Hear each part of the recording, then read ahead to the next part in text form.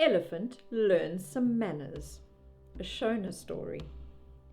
One day, Elephant came across Squirrel on the path to the river. The proud and lordly Elephant swept Squirrel off the path with his trunk, rumbling, "Out of my way, you of no importance and tiny size."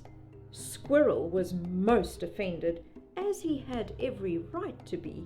Stamping his little feet in a rage, he decided that he was going to try and teach Elephant some manners.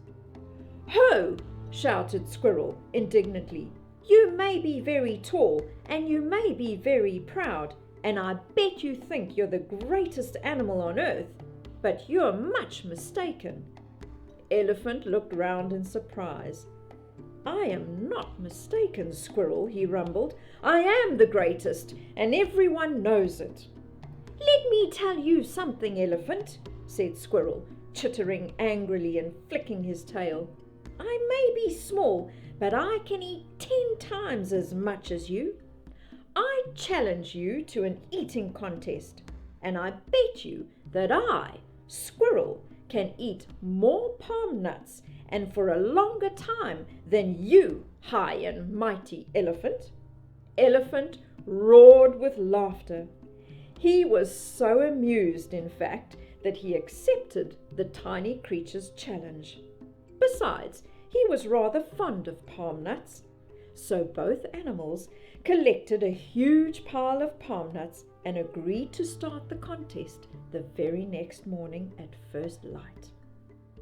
Elephant could hardly wait. He even skipped his evening meal of acacia pods so as to be truly empty for the morning. He intended to put Squirrel firmly in his place once and for all. The next day dawned, fine and sunny, as it often does in Africa, and the two contestants started to eat. Elephant munched steadily through his pile with a fine appetite.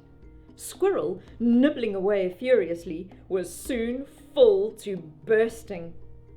Quietly, he slipped away, sending a cousin who was hiding nearby to take his place. Elephant was so absorbed in his greedy task that he didn't even notice. Brothers, sisters, cousins, uncles, aunts, one hungry squirrel after another took a turn at the pile of palm nuts. Eventually, at midday, Elephant looked up. "Well, Squirrel, have you had enough yet?" he asked, surprised to see his small adversary still busily eating.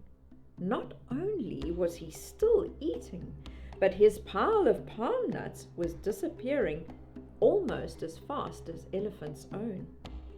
"Not yet," mumbled Squirrel, his mouth full. "And you?" "Never," replied Elephant scornfully, and he started to eat a little faster. By the time the sun was setting, Elephant was so full he could hardly stand. He looked over to where Squirrel, the original Squirrel who had come back after a day of sleeping in a nearby tree, was still eating more palm nuts.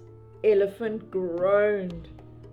"Truly, you are amazing, Squirrel," he said.